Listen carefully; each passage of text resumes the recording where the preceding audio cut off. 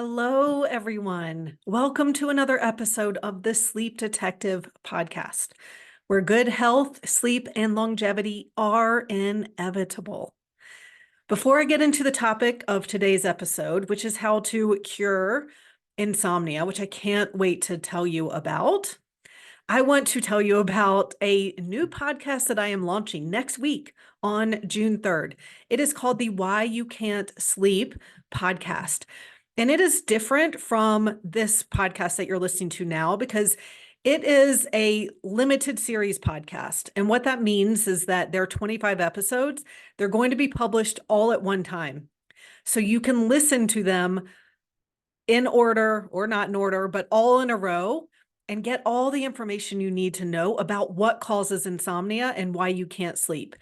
So there's going to be an episode about how the liver affects sleep, how hormones affect sleep, why you need neurotransmitters for good sleep, and so on. So I've come up with everything that I look for that causes sleep issues, and I'm telling you about all of them. So then you will totally understand why you can't sleep. Now, there's also going to be a checklist that you can sign up for to see, what could be causing your insomnia based on your symptoms. And so I hope that you will tune in and listen to that. And because I am launching that podcast, that means that for this podcast throughout the summer and fall, I'm going to be publishing an episode every week from the Why You Can't Sleep podcast. And so, but if you want to listen to them all at once, then you can go ahead and do that. And I will link to the podcast in the show notes so that you can listen to that. All right, let's get into how to cure insomnia. And I say cure in quotation marks because I am not a doctor. I am not a scientist.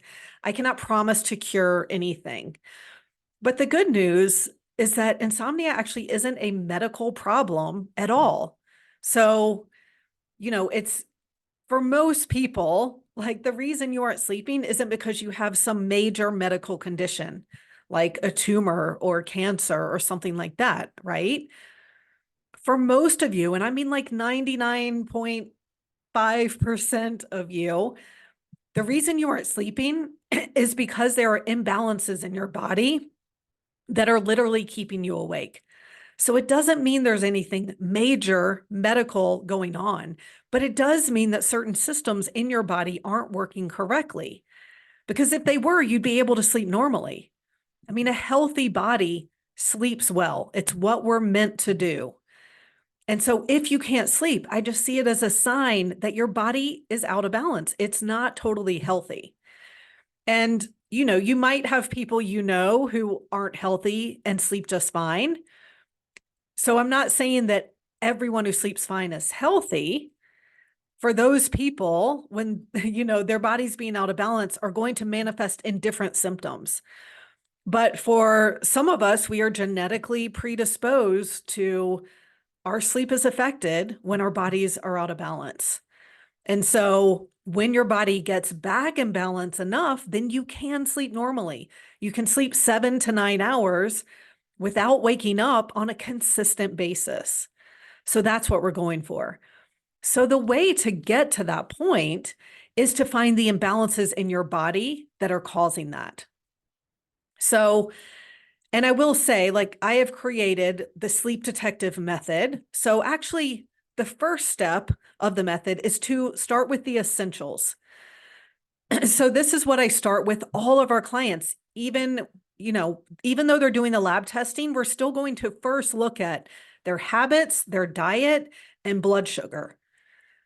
And so if you aren't sleeping and you haven't looked at those things, if you are still doing habits that might be sabotaging your sleep, like, being on your phone before bed or drinking alcohol often or drinking caffeine too late in the day, those aren't enough to solve insomnia, but they are going to sabotage your sleep. So you want to start there.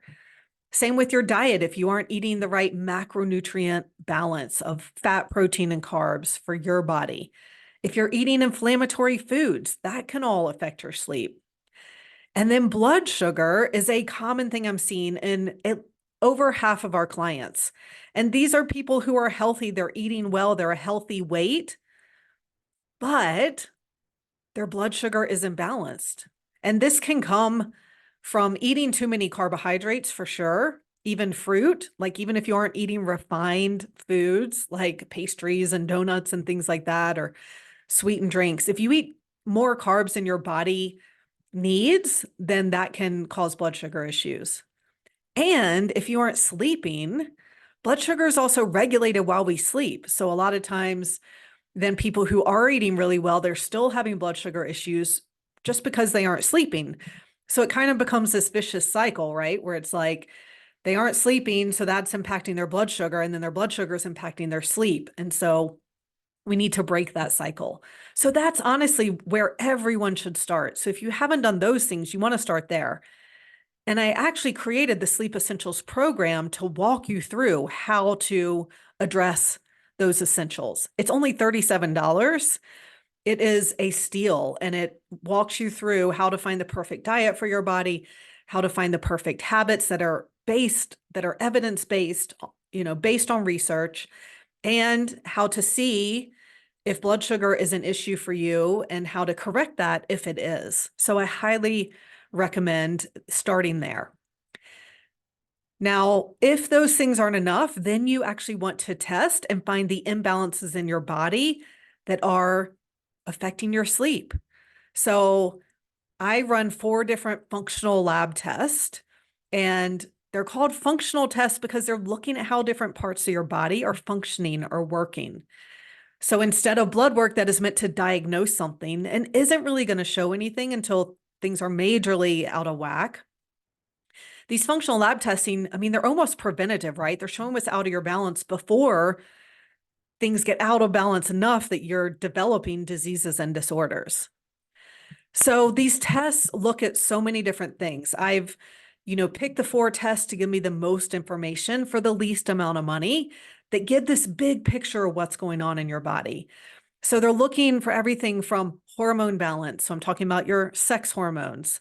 Different hormone imbalances can directly affect sleep. It looks at cortisol and how your adrenal glands are functioning.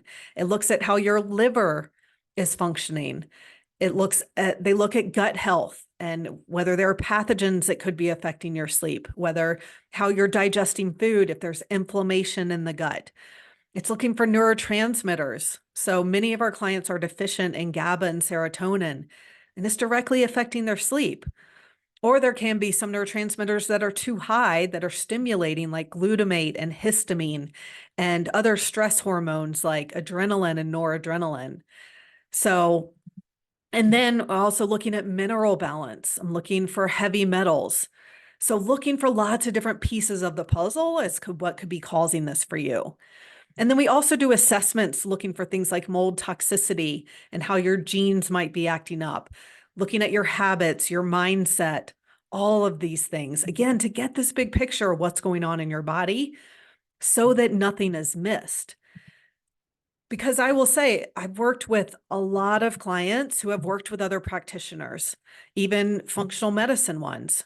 And so it's, and they haven't gotten better. And so it's easy to give up hope and think that you've tried everything. But what I found with each of them is that something has been missed. There's a piece of the puzzle, at least one, if not multiple, that are being missed. So that's why you haven't gotten better. So I don't want you to give up hope. I mean, I truly believe that everyone is meant to sleep well. Again, as humans, it's what we're meant to do. So many important things happen while we sleep that we need sleep. We need at least 7 hours of sleep a night. And so if you aren't, then it just means there's something out of balance and we can find out what these are. And so the lab testing will find those things. They'll show exactly why you weren't sleeping. And then you want a plan to get back in balance. Now, it's also really important to address any mental component to this.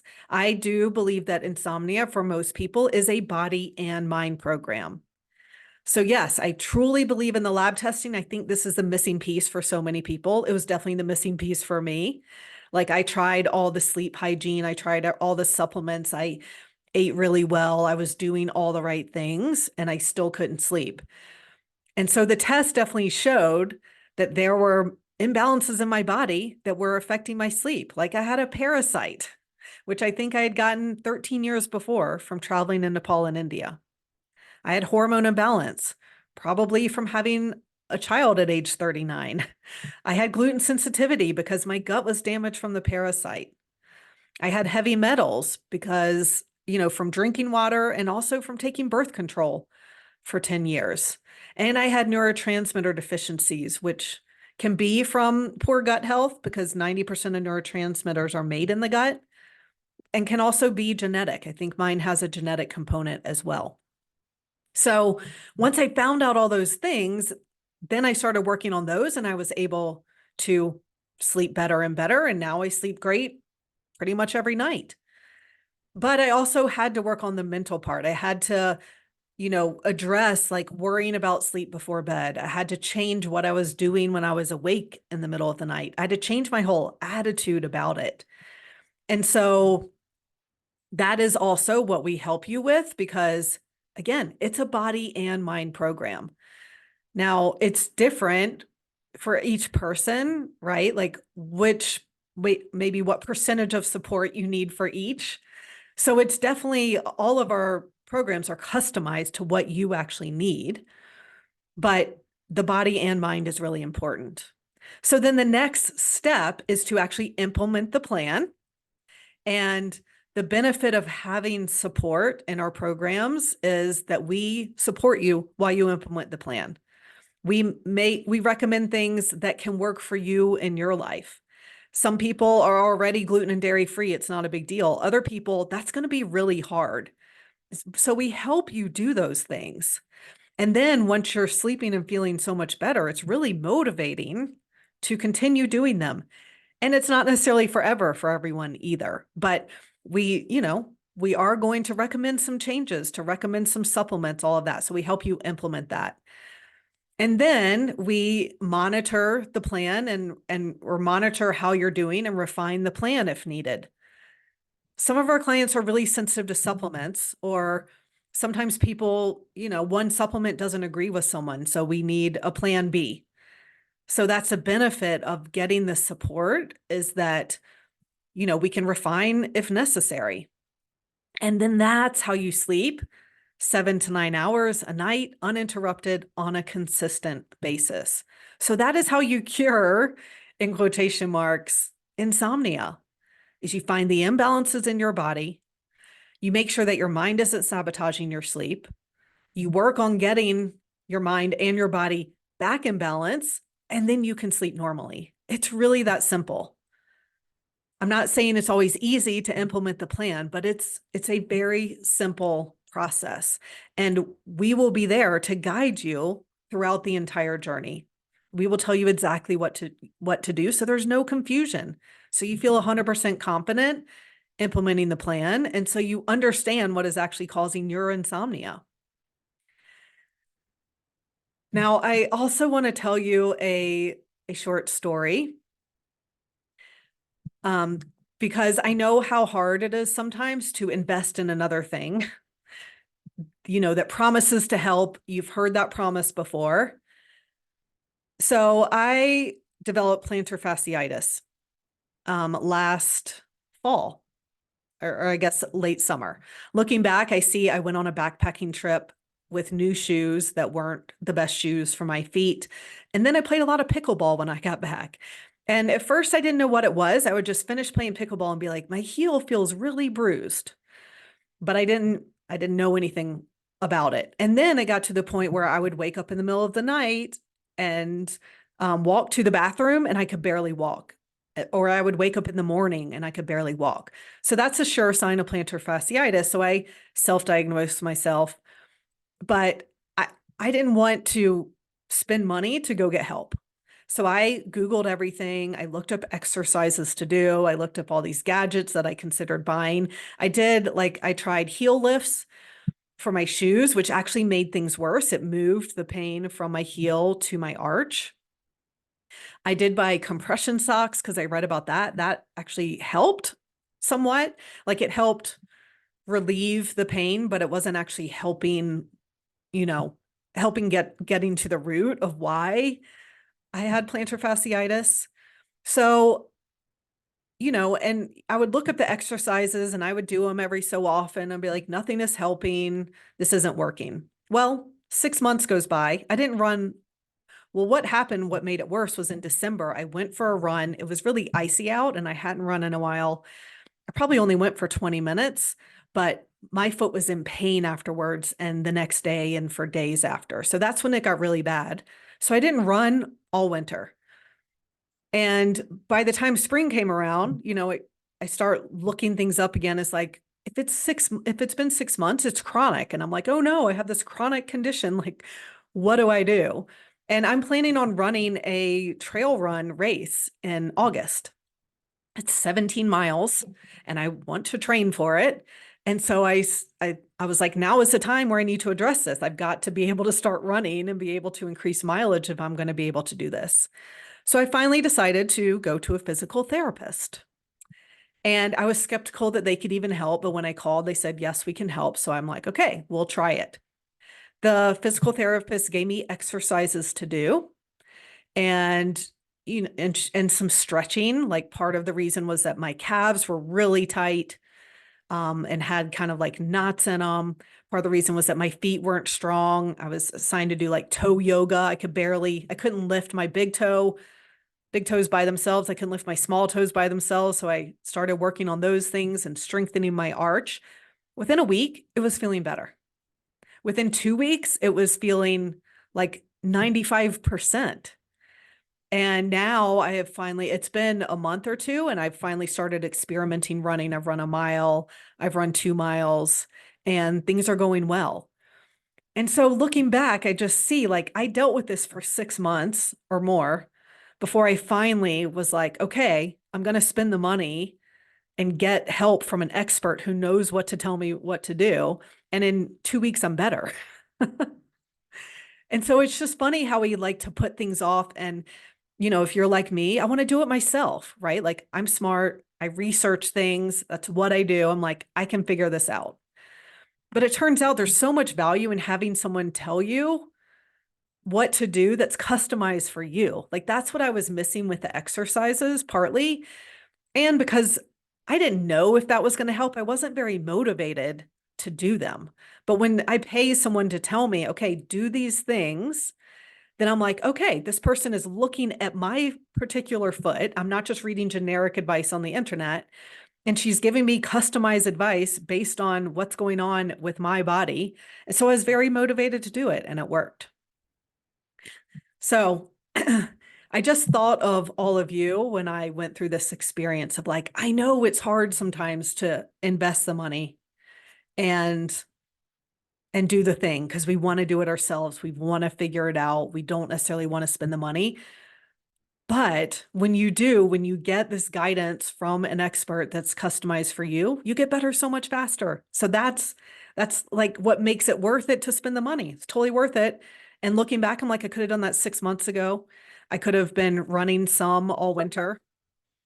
I don't run a lot in the winter, but because I snowboard, but I like to run sometimes and have that option. So anyway, I hope that resonates with you. All right. Well, thank you for listening. As a reminder, I hope that you will listen to the Why You Can't Sleep podcast, listen to all those episodes, sign up for the checklist, and you'll also get a series of emails once you sign up for the checklist reminding you each day that there's, to listen to this episode. So yeah, you can listen to which episodes resonate with you, or I recommend listening to all of them because a lot of times you don't know, like you're like, my liver isn't affecting my sleep. I don't drink alcohol. Well, it's likely that it is because it is for almost every single one of my clients. So even if you think something doesn't apply to you, I would still recommend listening. All right, everyone, it has been a pleasure talking to you. And I hope to hear from you soon. I hope that you'll listen to the podcast. I hope that you will take action to get better. Because again, you are meant to sleep well. You do not have to live with insomnia anymore. Okay.